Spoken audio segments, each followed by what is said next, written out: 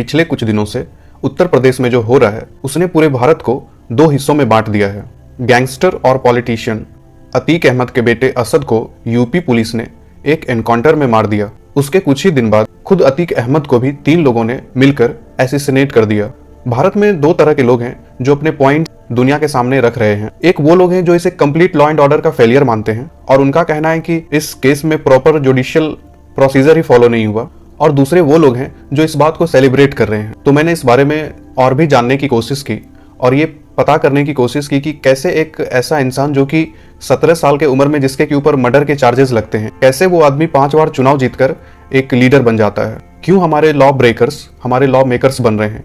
कहने का मतलब है कि जो भी लोग क्राइम कर रहे हैं आगे चल के वो पॉलिटिशियन बन जाते हैं और वही लोग आगे चल के देश का कानून बनाते हैं। क्राइम और पॉलिटिक्स का क्या कनेक्शन है, इसकी शुरुआत कैसे और कहां से हुई।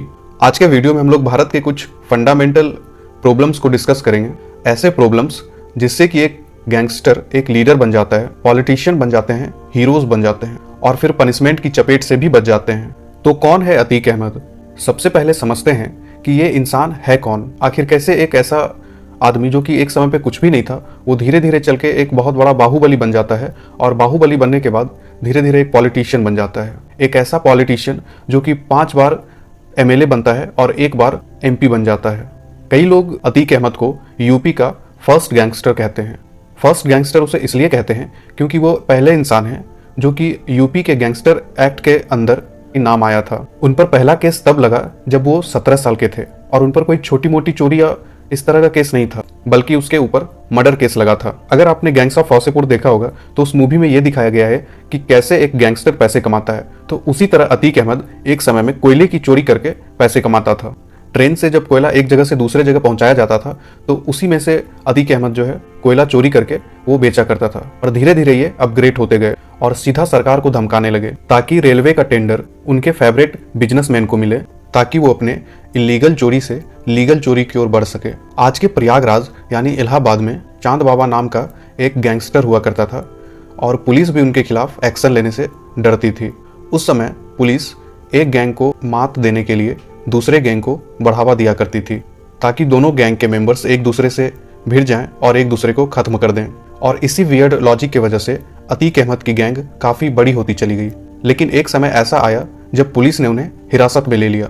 तो आप सोच रहे होंगे कि अब तो अतीक का गैंग खत्म होने वाला होगा, लेकिन ऐसा हुआ नहीं। दिल्ली से एक कॉल आया और उन्हें छोड़ दिया गया और इसके बाद अतीक समझ गया था कि क्राइम जो है वो एक छोटा गेम है, इससे बड़ा गेम है पॉलिटिक्स। 1989 में वो पॉलिटिक्स में उतरता है। उन्होंने इलाहाबाद के वेस्ट असेंबली से इलेक्शन लड़ा और वो जीत भी गए और सिर्फ एक बार नहीं, लगातार 5 बार जीते वो। पॉलिटिशियन बनने के बाद उनकी क्राइम की दुकान बंद नहीं हुई बल्कि और तेजी से चल पड़ी और आज तक उसके अगेंस्ट लगभग 100 से भी ज्यादा केसेस दर्ज हैं, जिसमें मर्डर, किडनैपिंग, एक्सटॉर्शन जैसे बहुत ही सीरियस केसेस भी मौजूद हैं।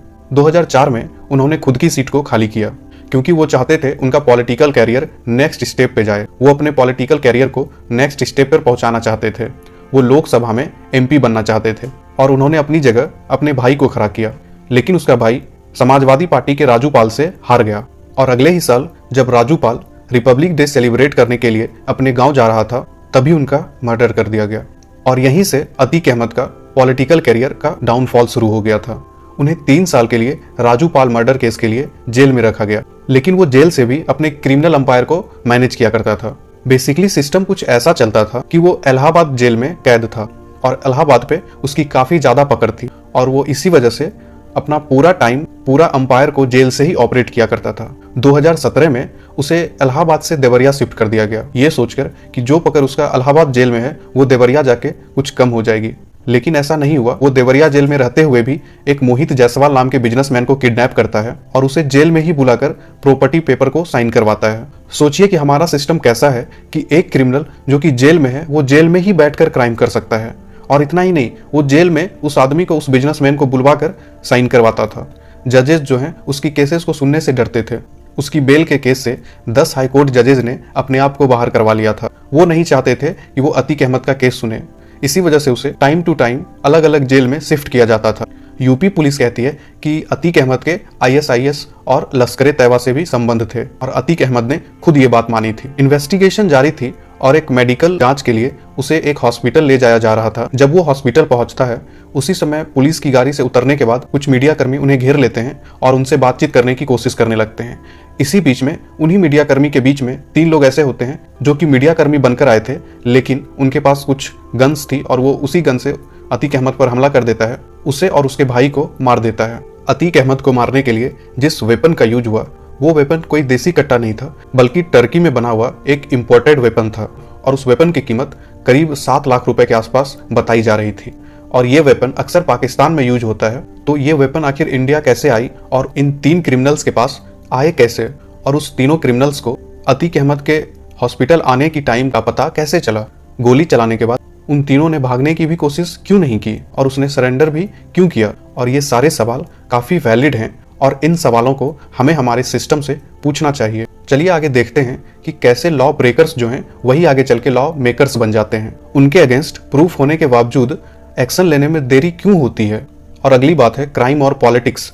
क्राइम और पॉलिटिक्स एक दूसरे से कोसों दूर होने चाहिए, लेकिन अगर हम बात भारत की करें तो यहाँ उल्टा है। एक क्रिमिनल का पॉलिटिशियन बनना एक आम बात बन गया है और ये मैं नहीं कह रहा हूँ, ये डेटा कहता है। 2004 के पहले 24% लीडर्स के ऊपर क्रिमिनल चार्जेस थे, वो नंबर 2019 में बढ़कर 43% हो गया था। आपको ये जानकर विश्वास नहीं होगा कि हमारे कॉन्स्टिट्यूशन में, हमारे संविधान में ऐसा कोई भी लॉ है ही नहीं जो कि किसी कैंडिडेट को क्रिमिनल केसेस की वजह से डिस्क्वालीफाई कर सके। अगर किसी कैंडिडेट के अगेंस्ट कोई भी बड़ी क्रिमिनल केसेस पेंडिंग है फिर भी वो इलेक्शन लड़ सकता है। 2014 में 1200 एनजीओज ने मिलकर इलेक्टोरल रिफॉर्म्स लाने चाहे, तब उन्होंने इंडिया में एक इंटरेस्टिंग ट्रेंड नोटिस किया कि अगर एक क्रिमिनल कैंडिडेट को और एक नॉन क्रिमिनल कैंडिडेट को कंपेयर किया जाए तो क्रिमिनल कैंडिडेट की जीतने की संभावना 8% ज्यादा है। यानी कि यदि एक कैंडिडेट का क्रिमिनल रिकॉर्ड है तो उसके जीतने की चांसेस 3 गुना ज्यादा होती है। ये भारत के लोगों की मेंटेलिटी की ओर इशारा करता है। भारत आज भी एक ग्रामीण देश है और यहाँ तो लोगों को ये भी नहीं पता होता है कि कौन से कैंडिडेट पे किस तरह के क्रिमिनल केसेस चल रहे हैं, और उन्हें लगता है कि जिसके पास पावर है वही बदलाव ला सकता है और वहीं पर वो धोखा खा जाते हैं। इसकी शुरुआत 1950 के आसपास ही हो चुकी थी बूथ कैप्चरिंग के साथ। लोग किसको वोट देंगे ये पता करना तो काफी मुश्किल है, तो इससे अच्छा ये था कि जहाँ पे लोग वोट देने जा रहे हैं उस पोलिंग बूथ को ही पूरा का पूरा कैप्चर कर लिया जाए। पोलिंग बूथ पर कुछ गुंडे बिठा दिए जाते थे और जो भी लोग वोट देने आते थे वो जबरदस्ती करके उसी कैंडिडेट को वोट देने के लिए मजबूर करो जो अपना हो। यदि आपके गांव में इस तरह की केसेस आज भी देखने को मिलते हैं तो आप डायरेक्टली इलेक्शन कमीशन से इसकी कंप्लेन कर सकते हैं। इलेक्शन के लिए पैसे लगते हैं, कैंपेनिंग करनी पड़ती है, रैलीज ऑर्गेनाइज करनी पड़ती है और कई जगह तो क्राउड बुलाने के लिए पैसे भी दिए जाते हैं लोगों को। लेकिन इतना पैसा आएगा कहां से? 1969 से पहले तक ये सारा पैसा कॉर्पोरेट डोनेशन से आता था और फिर तब की सरकार ने कुछ लॉ में चेंजेस लाए और कॉर्पोरेट डोनेशन को रोक दिया गया। लेकिन इसका यह मतलब नहीं था कि कैंपेनिंग रुक गई।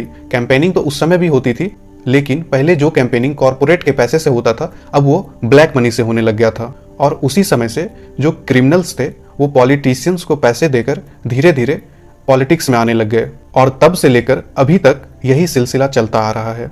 तो अब हम लोग बात करते हैं कि भारत में क्या क्या चेंजेस लाने की बात हो रही है जिससे कि क्रिमिनल्स को पार्लियामेंट तक पहुंचने नहीं दिया जाए, और हम लोग ऐसा क्या कर सकते हैं जिससे कि क्रिमिनल्स पार्लियामेंट तक नहीं पहुंच सके। 2013 में जाकर सुप्रीम कोर्ट ने ऐसा डिसीजन सुनाया, जो दोषी करार दिए जा चुके हैं उनको 6 सालों तक इलेक्शन लड़ने की अनुमति नहीं दी जाएगी।